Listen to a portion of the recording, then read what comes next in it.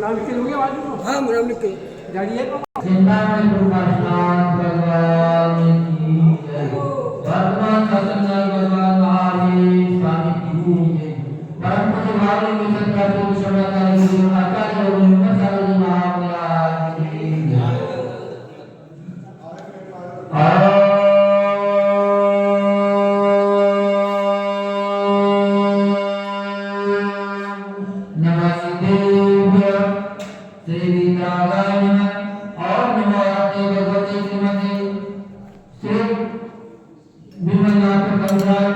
श्री शांतिनाथ तंत्र, श्री पार्श्वनाथ तंत्र, श्री महावीर तंत्र, चौबीसवें तंत्र, द्वादश पवित्र शुक्लदेव पवित्र सर्वज्ञ सर्वमय सिद्धार्थ विद्या परमात्मा प्रभुता तलक महिमा पाव अनंत संसार की परमात्मा अनंत दसने अनंत ज्ञान अनंत ज्ञान सुखा सिद्धार्थ का परमात्मा सत्य ज्ञान सत्य ब्रह्म ज्ञान प्रणाम नमस्कार इत्यादि का शास्त्र का प्रसन्न नाटक का करना है अगाधि करना है अपना कलाकार बोले सागरी मंदिरा सागरी मनुष्य विष्णु सागरी समस्त प्रति पुजारी और शांति धारा करने वाले कराने वाले देखने वाले सभी धर्म का से पुजारी धारा करने वीर सागरतम परम सागरतम समस्त उपमान को देशवान मनोज सागर सब द्वारा मंदिर सब द्वारा मंदिर सब द्वारा संसार सब द्वारा अपराधन मृत्यु अधिगमन प्रतिगमन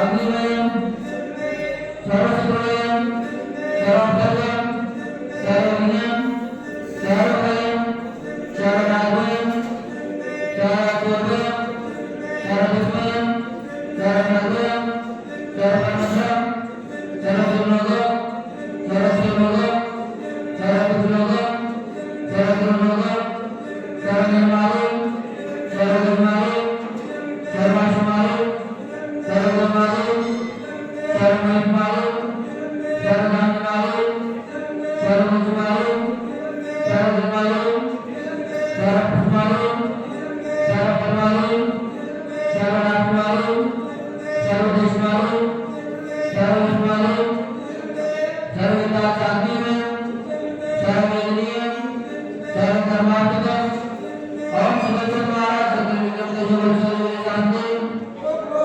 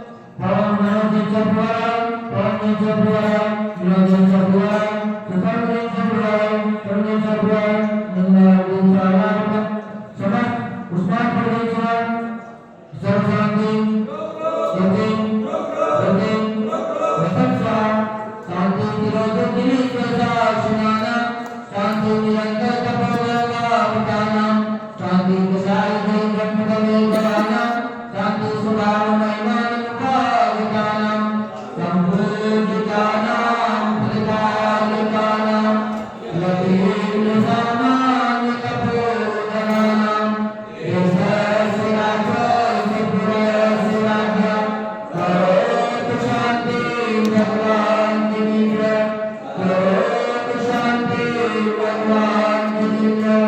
ओम शांति भगवान की जय। जय देवाधिदेव भगवान श्री शांतिनाथ भगवान की जय। जय देवाधिदेव भगवान श्री रघुनाथ भगवान की जय। कल्याण महाराज की जय। परम पूज्य भाई के संतान समाचार गुरु विवेक सागर महाराज की जय। इमाम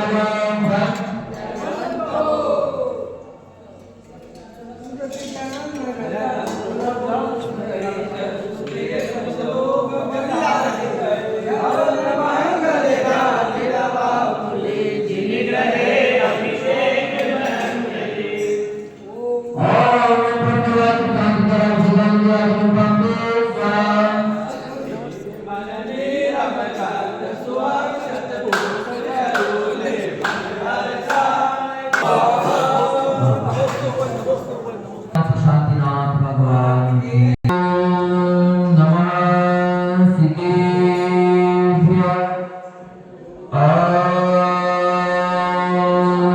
नमः सिद्धेभ्य। नमः सिद्धेभ्य। नमः शिवाय निर्दोषकल्यात्मने सारोकाणां लोकानां यदि विद्यादर्पणायते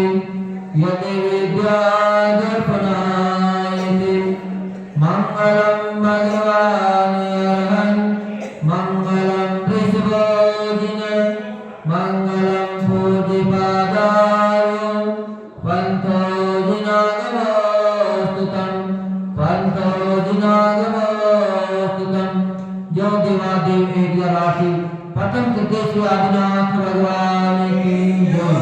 जो देवादेव भगवान श्री अजितनाथ भगवान की जय। तो देवादेव एक राशि मूलनाथ भगवान श्री शांतिनाथ भगवान की जय। वर्तमान शासननाथ भगवान श्री महावीर स्वामी की जय। गुरु नाम गुरु सूर्य दीक्षाचार्य श्री विराट सागर महाराज की जय। मम आराध्य गुरु गुणागम पंथ प्रदभानी मुसंतराचो शरणाचार्य गुरुदेव आचार्य भगवान विनय सागर जी महाराज की जय। जिनागम पंथ जय बंधु जय बोले परम पूज्य मुनि श्री उत्तम सागर जी महाराज की जय हो। जय बोले परम पूज्य मुनि श्री उत्तम सागर जी महाराज की जय हो। परिणाम संभाले हम जीवन सफल बनाए हम। परिणाम संभाले हम जीवन सफल बनाए हम। परिणामों को उज्जवल कर जिनवाणी रस पानी करे हम। परिणामों की संभाले हो परिणामों की संभाले बड़कार लगाए जीवन है पानी की बूंद कर मिट जाए। खाने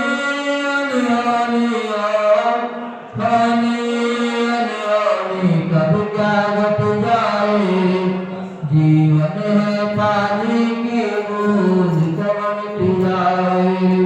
जय गुरु जिनागम पंथो अनादि अनंत जिनागम पंथ जय बंधु। हे भगवात्मा अपन छुरी का महान पुण्य का उदय है कि अपन प्रभु महावीर के शासन में जन्मे और उन्हीं महावीर वर्धमान स्वामी की देवता का अपन सुन रहे हैं। क्योंकि इस संसार में राज देश की बात हर जगह सुनने को मिल जाएगी, लेकिन एक आत्मनिकारी कल्याणकारी वाणी अगर कहीं सुनने को मिलेगी तो है प्रभु की वाणी। इस संसार में प्रभु वाणी ही इस संसार से ऊपर उठाने का उत्तम साधन है। वही अपने को बहुत पार लगा सकते हैं। तो आचार्य वचन कह रहे हैं कि जो व्यक्ति अपने परिणामों को संभाल लेता है उसी व्यक्ति की समाधि सफल हो पाती है, उसी व्यक्ति का धर्म करना सफल हो पाता है। अगर कोई सोचे कि साधु बन गए या आरिका बन गए, त्यागी व्यक्ति बन गए और हमारा कल्याण हो जाए, तो ये कोई निश्चित नहीं है। जब भी कल्याण होगा अपने परिणामों की संभाल से होगा। आप सोचो गुरु के पास आते, गुरु ने आपका कल्याण कर दे, भगवान आपका कल्याण कर दे, तो ये भी कभी नहीं हो सकता। भगवान आपका कल्याण कभी भी नहीं कर सकते। परंतु अगर आपने अपने परिणाम संभाल लिए तो निश्चित ही आपका कल्याण होना सुनिश्चित है, चाहे आप कहीं भी हो। जैन धर्म परिणामों को संभालने की कला सिखाता है।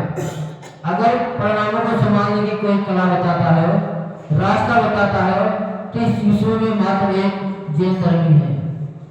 जैन धर्म के अलावा जितने भी दर्शन हैं वहां भगवती की बात की जाएगी, लेकिन त्याग की उत्थान की बात अगर कोई करते हैं तो एक जैन दर्शन में करी जाती है। जितने संभले हुए परिणाम, जितने संभले हुए होंगे, हम उतनी ही ऊंचाइयों को स्पर्श कर पाएंगे, क्योंकि उत्तरोत्तर ऊंचाइयों में बढ़ने वाला कोई साधन है तो है परिणामों की संभाल। वैसे मिठास हर किसी के अंदर हो सकती है, ऐसा नहीं कि मिठास न हो, लेकिन मिठास के साथ साथ सरलता भी होना चाहिए, परिणामों का सरल भी होना जरूरी है।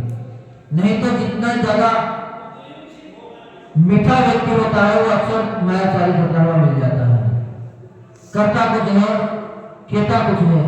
जैसे उदाहरण आता है कि एक जलेबी बड़ी मिठास लिए हुए होती है, लेकिन उसका जीवन बिल्कुल ही संकुचित हो जाता है, क्योंकि जो निम्न श्रेणी के परिणाम रखने वाले हैं, देवता के राग देश के परिणाम रखने वाले हैं, वो कभी भी ऊंचाई को नहीं गिरा सकते। अगर ऊंचाइयों को पाना है तो सरल बनना पड़ेगा, जलेबी की तरह नहीं, गन्ने की तरह। गन्ना हमेशा सीधा होता है तो आकाश की तरफ बढ़ता हुआ चला जाता है। वैसे ही अपने को अगर सिद्ध शिला को प्राप्त करना है, मुक्ति हृदय को प्राप्त करना है, तो अपने परिणामों को बड़ा सरल रखना पड़ेगा। तभी जाकर अपन उस महत्वपूर्ण की चीजों को पार कर पाएंगे, क्योंकि उसको पार करने के लिए संसार में वैसे तो कही गई है कि 84 लाख योनियां हैं, लेकिन सभी 84 लाख योनियों में 4 गतियों में अगर कोई पर्याय है, कोई भाव है तो वह मनुष्य पर्याय। मनुष्य जन्म ही एक ऐसा जन्म है जहां से अपन उस ऊंचाई को प्राप्त कर सकते हैं, क्योंकि संयम को धारण करने की योग्यता है मनुष्य पर्याय में आती है।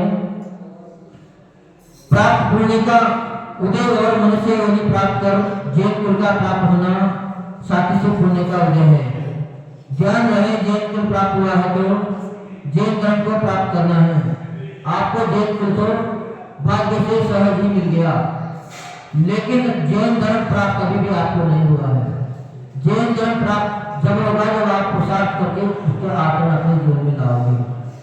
मात्र के जैन परिवार में पैदा होने से आपको जैन धर्म नहीं मिल जाएगा। ऐसे ऐसे जैन हैं जो नाम तो उनके पीछे जैन लग गया, जन्म तक जैन कुल में ले लिया, लेकिन जैन कुल के आचरण एक बिल्कुल भी नहीं है, कुलाचार उनके अंदर बिल्कुल भी नहीं है, तो मात्र नाम के जैन हो सकते हैं, लेकिन अंतरात्मा से जैन कभी भी नहीं हो सकते। कहते हैं कि सभी जैन हैं, तो यहाँ तक आ जाता है, कहने में प्रश्न आ जाता है कि क्या फिर मोक्ष जैनों को ही मिलेगा और किसी दूसरे को नहीं मिलेगा? तो ऐसा भी नहीं है कि दूसरों को मोक्ष न मिले। जैन वास्तव में आप हो नहीं, आप तो केवल जैन संज्ञा को प्राप्त कर चुके, क्योंकि आप वीरेंद्र भगवान की सेवा करते हो, उसलिए आपके पीछे जैन लग गया। पर वास्तव में जैन तो होते हैं जिन्होंने इंद्रियों को जीत लिया, जो जिन हो गए वही जैन कहलाते हैं, और जो उनके उपासक हैं, आराधक हैं, उनके नाम पर स्वतः ही जैन लग जाता है। आप अगर किसी पार्टी से जुड़ गए तो आपको स्वयं में कह देंगे कि जनता पार्टी के हैं या कांग्रेस पार्टी के हैं, जबकि न आपके जनता पार्टी में आप गए, नहीं आप कोई कांग्रेस पार्टी में गए, पर उसका सहयोग किया, उसका समर्थन किया, इसलिए आप उसी पार्टी की कहना लेते हैं। ऐसे ही अपन जैसे ही जैन कुल में अपना जन्म हुआ तो अपन जैन कहलाने लगे, पर वास्तव में अगर जैन कोई है तो वह है अपने परिणामों को संभालने वाले, इस इंद्रियों को जीतने वाला, क्योंकि एक उत्कृष्ट पर्याय को प्राप्त करके भी जैन व्यक्ति भी नरकागामी बन जाता है, क्योंकि बड़े प्रणाम उज्जवल थे, जिनके भगवान की भक्ति करते थे, सामायिक में बैठे थे। कोई यहाँ का दूसरा कार्य हुआ नहीं करते। समाज में अपना चिंतन लगाए हुए थे, लेकिन धीरे धीरे समाज का समय ज्यादा हो गया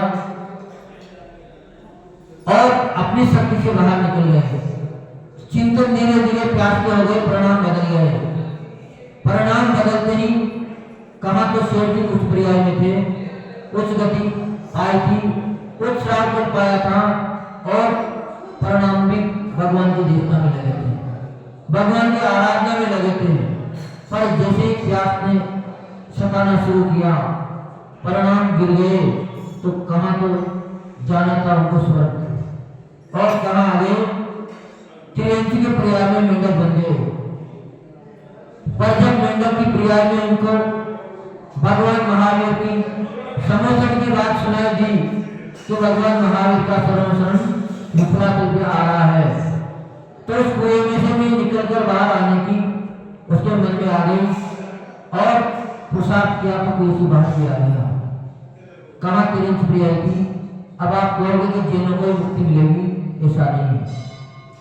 जैन धर्म एक ऐसा दर्शन है जो प्राणी मात्र का कल्याण करने वाला है, चाहे तिरंज हो, चाहे नारकी हो, चाहे देव हो। पर उत्कर्षा मनुष्य प्रिया की कही जाती है क्योंकि एक जंक्शन की तरह है। जैसे दिल्ली रेलवे जंक्शन है, यहाँ से जिस प्रांत में जाना चाहो, जिस क्षेत्र में जाना चाहो वहां जा सकते हो। ऐसे ही मनुष्य प्रिया एक जंक्शन है, अपन इसे चाहे तो देव प्रिया को प्राप्त कर सकते हैं, चाहे तो आप मनुष्य प्रिया को प्राप्त कर सकते हैं, तिरंज प्रिया को प्राप्त करते हैं और नरक में भी यहीं से जा सकते हैं।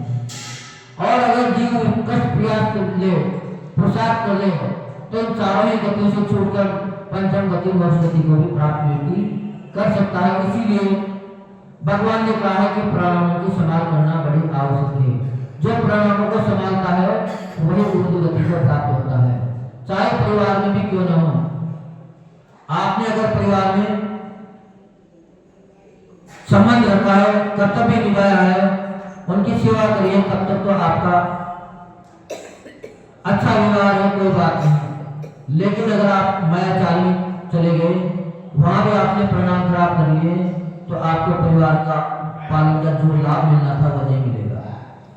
आपको हर कोई उल्लाना देने लग जाएंगे कि तुम मायाचारी की क्यों बात करते हो, ये अभी कहेंगे कुछ और बाहर जाके करेंगे कुछ, तो मायाचारी व्यक्ति का कोई भी विश्वास नहीं करता है। तो परिणामों की संभाल होना बड़ा आवश्यक है।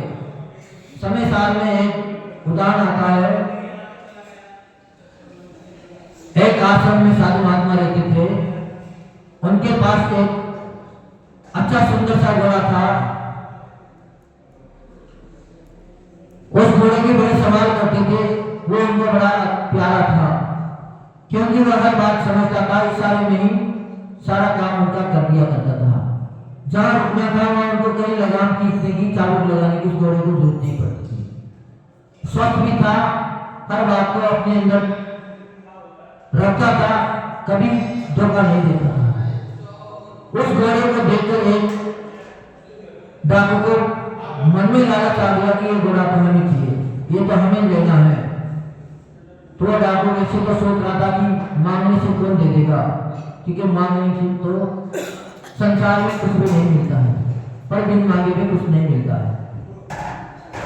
तो उसने साधु महात्मा के पास आकर कहा कि साधु महात्मा जी, हम आपसे कुछ लेना चाहते हैं, आप अगर देना चाहो तो बड़ी कृपा होगी। उन्होंने कहा कि मैं ये घोड़ा बहुत पसंद है और ये हमारे बहुत काम आएगा, क्योंकि हम अक्सर जंगल पहाड़ों में घूमते रहते हैं, आपकी बड़ी कृपा होगी अगर हमें दे दिया जाए तो। पर साधु महात्मा जी ने भी मना कर दिया, क्योंकि वो उनका बड़ा प्यारा था, प्राणों से भी ज्यादा प्यार से उसको रखते थे, परिवार की तरफ का पालन पोषण करते थे। अब जब बात नहीं बनी तो डाकू ने सोचा कि मायाचारी करके इसको हासिल कर लिया जाए, क्योंकि ऐसे कभी देने कर जाएंगे और जबरदस्ती करेंगे, झूठ करेंगे तो हर कोई हमारे विरुद्ध खड़ा हो जाएगा, क्योंकि ये साधु महात्मा है।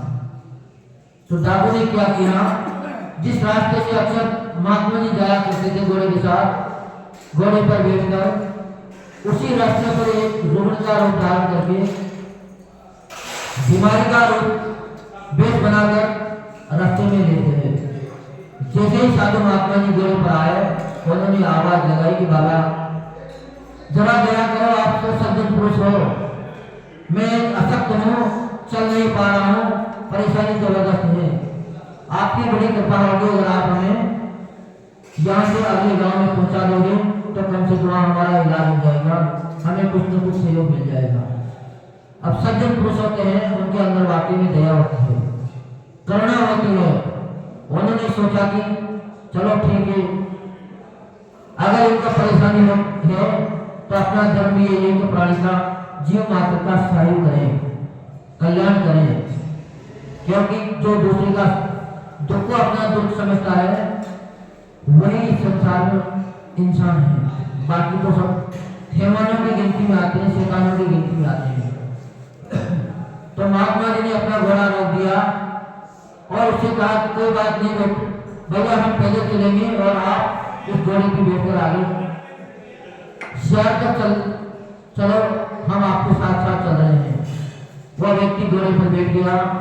घोड़े में बैठकर उनको विचार आया कि अपना हम घोड़े पर बैठ गए, अब हमारा क्या कर लेंगे, हम निश्चित ही की हाथ से लगाम छुड़ा के घोड़े को लेकर भाग जाएंगे।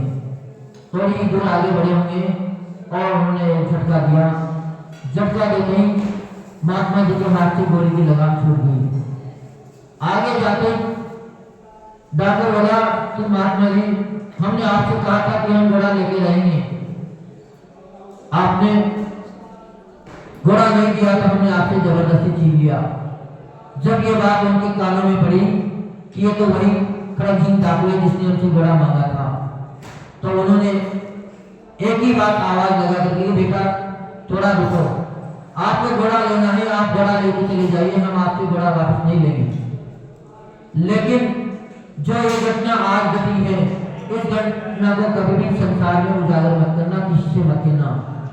जब ये बात डाकू ने सुनी तो उसके भी आश्चर्य की बात नहीं रही कि ऐसी क्या बात है, इस बात को हम क्यों नहीं कहें, इसका कहने के पीछे क्या रहस्य है। तो साधु महात्मा जी के पास वो वापस लौट आया। महात्मा से बोला कि आप घोड़ा नहीं लेना चाह रहे हो, कोई बात नहीं, लेकिन आपने इस बात को किसी से कहने के लिए हमसे मना क्यों किया? कि भैया हमने इसमें मना किया कि अगर आप ये घटना किसी को सुना दोगे तो इस संसार में फिर कोई भी असहायों की सेवा करने के लिए तैयार नहीं होगा, सभी के ऊपर प्रश्न चिन्ह आ जाएगा कि हो सकता है हमारे साथ धोखा हो जाए। तो ये बात किसी से मत कहना। तो मायाचारी जब आप व्यक्ति के अंदर आ जाती है तो कभी भी कहीं वगैरह नहीं रहता। एक व्यक्ति के कारण पूरा संसार दुख में पड़ जाता है, पूरा समाज दुख में आ जाता है। तो हमेशा परिणामों की संभाल रखना चाहिए, कभी अपने हाथ से ऐसा कार्य न हो, बिल्कुल सरल परिणाम रहे। मायाचारी हमेशा गति को देने वाली है और सदाचार हमेशा उत्थान को प्राप्त करने वाला है। तो परिणामों को उत्तरोत्तर ऊपर बढ़ाते रहें, क्योंकि संसार में परिणाम ही अपने को ऊपर उठाने वाले हैं।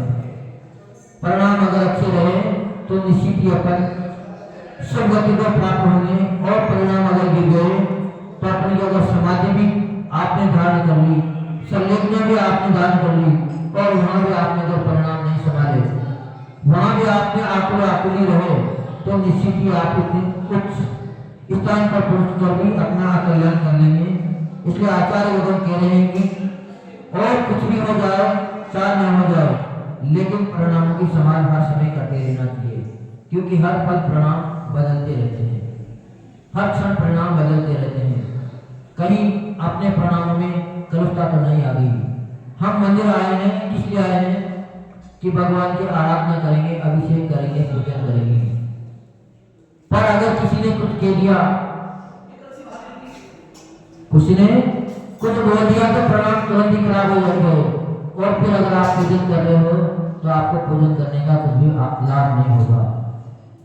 आपका मतलब था, उसने कहा, उस पर ध्यान नहीं देना, क्षमता से सहन करना। जितना पुण्य आपको अगर पूजन से नहीं मिलना था, उतना पुण्य आपको मात्र क्षमता रखने में मिल गया। पूजन तो बहुत दूर की बात है, क्योंकि प्रणाम खराब हो गए फिर आप पूजन कर रहे हो तो बात नहीं बनेगी। मन तभी लगेगा आपका पूजन अभिषेक में जब आपके प्रणाम बिल्कुल निर्मल होंगे। तो क्रिया कोई सी भी हो, मात्र अपने को एक प्रणामों की संभाल करना है। जितनी जितनी अपन जगह प्रणामों की संभाल करते जाएंगे उतनी ही अपने को ऊंचाई मिलती जाएगी। पर प्रणाम अगर अपनी निकृष्ट हो गए तो कभी भी अपन आगे नहीं बढ़ेंगे। प्रणामों को समर्पित करने का एक केवल मात्र साधन है तो है देव शास्त्र गुरु। जिन वाणी को वही व्यक्ति सुन सकता है, वही व्यक्ति आत्मसात कर सकता है जिनके प्रणाम सरल होंगे, जिनके अंदर उज्ज्वलता होगी प्रणामों में। कलुषित प्रणाम वाला कभी भी जिन वाणी का रसपान नहीं कर सकता, वो जहाँ पे करेगा चाहे राग देश की बात में मन लगाएगा, चाहे वो क्षेत्र कैसा भी हो। मंदिर में आके भी वो मात्र गलतियां ढूंढेगा, एक दूसरे से राग की परिणति बढ़ाएगा, लेकिन वो सज्जनता का विवाह नहीं कर सकते। इसीलिए अपने को प्रणामों की संभाल करनी है, क्योंकि प्रणामों की संभाल आपको इस भाव से हर भाव पार लगाने वाली है। प्रणामों की संभाल आपको उच्च गति दिलाने वाली है। ऐसा आचार्य गुरुदेव ने हमें बताया कि तो अपन पहचान करना सीखे कौन से प्रणाम अपने को दुर्गति में ले जाने वाले हैं, कौन सा कार्य अपने को दुर्गति में ले जाने वाला है, कौन सा कार्य अपने को सुगति में ले जाने वाला है। जिस दिन ये पहचान आ जाएगी उस दिन निश्चित आप लोगों का कल्याण हो जाएगा। इसलिए हमेशा अवगुणों का भी पहचान करना चाहिए और गुणों की भी पहचान करना चाहिए, क्योंकि आप सोचो कि केवल हम गुणों की पहचान कर लें तो भी आप मंजिल पर नहीं पहुंच सकते, और केवल अवगुणों की आप पहचान कर लो तभी आप मंजिल तक नहीं पहुंच सकते। क्योंकि दोनों की पहचान होगी तभी आपको इस बात का ज्ञान होगा कि कौन छोड़ने लायक है, कौन ग्रहण लायक है, कौन अपना उत्थान करने वाले हैं, कौन अपने को नीचे गिराने वाले हैं। तो निश्चित ही अपन पहचान करके अपने प्रणामों को संभालें। वो पहचान एकमात्र जिम्मानी अपने को कराने के लिए इस समय भी मौजूद है। भगवान की वाणी नहीं है, क्योंकि भगवान की वाणी उत्थान कराने वाली है, प्रणामों को संभाल करने वाली है। ऐसा आचार्य भगवान गुरुदेव ने आपने को बताया। तो प्रणाम की संभाल सभी लोग करें, चाहे क्षेत्र कैसा भी हो, चाहे घर परिवार हो, दुकान हो, व्यापार हो, मंदिर हो, जहाँ देखो जहाँ अपने प्रणामों के ऊपर सतत निगाह रखते रहना। जब आप अगर प्रणामों पे निगाह रखोगे तो निश्चित ही आपका कल्याण होगा। यह पंडित जी भाव लेकर सतराष्ट्र विश्वनाचार्य गुरुदेव विमल सागर जी महाराज की वाणी के ज्ञान से सुजलो कालो वाणी मत सदा दे